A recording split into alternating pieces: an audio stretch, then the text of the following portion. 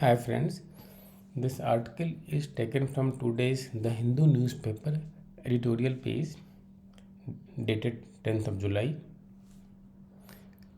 By listening to article, you can form your own opinion about the subject. So let's begin. Undead section. The invalid section 66A is often invoked out of ignorance but serves as a tool of harassment. It is quite disconcerting that the Supreme Court has been informed of the second time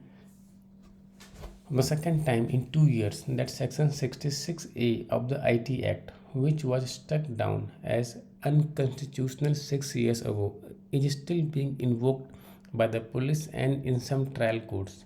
One can see why the court deemed it a shocking state of affairs when the petition by the People's Union and Civil Liberties came up for hearing. Section 66A made messages deemed by the police to be offensive or menacing to anyone, or those that caused annoyance. A criminal offense is if these were sent through a computer or computer resource. It prescribed a prison term of up to 3 years on conviction. In its landmark judgment in Shreya Singhal 2015, the court ruled that the provision was vague and violated the freedom of free speech. It was also broadly defined that it took into its sweep protected speech also, and therefore upset the balance between the exercise of free speech right and the imposition of reasonable restrictions on it. January 2019. 2.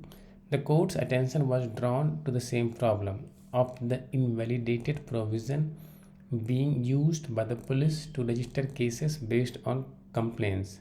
Not much seems to have changed since then, and it is quite surprising that the police headquarters and prosecutors of the various states have not disseminated the effect of the court ruling among officers manning police stations. There were also instances of court framing charges under Section 66A even after lawyer had cited the 2015 judgment.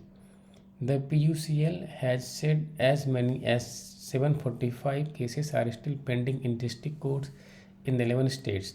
It is not difficult to surmise that police officers who receive complaints and register them as first information report may not be aware of the judgment, though one cannot rule out instances of the section being invoked deliberately as a tool of harassment. Ignorance of law is no excuse for the citizen, and it must equally be no excuse to police officers who include invalidated sections of in FIRs. Recently, police in Uttar Pradesh booked a journalist for defamation under Section 500 of the IPC, even though the Supreme Court has ruled that defamation can be pursued only by way of private complaint and there can be no FIR. The current hearing may result in directions to state and the police, as well as the court registries, for appropriate advisories to both state station house officers and magistrates. But it is not necessary for those concerned to wait for such orders. Police chiefs and the directorates of prosecution must proactively begin a process of conveying to the lower courts and investigators all important judgment and their effect on the practices relating to investigation, prosecution, and the framing of charges from time to time.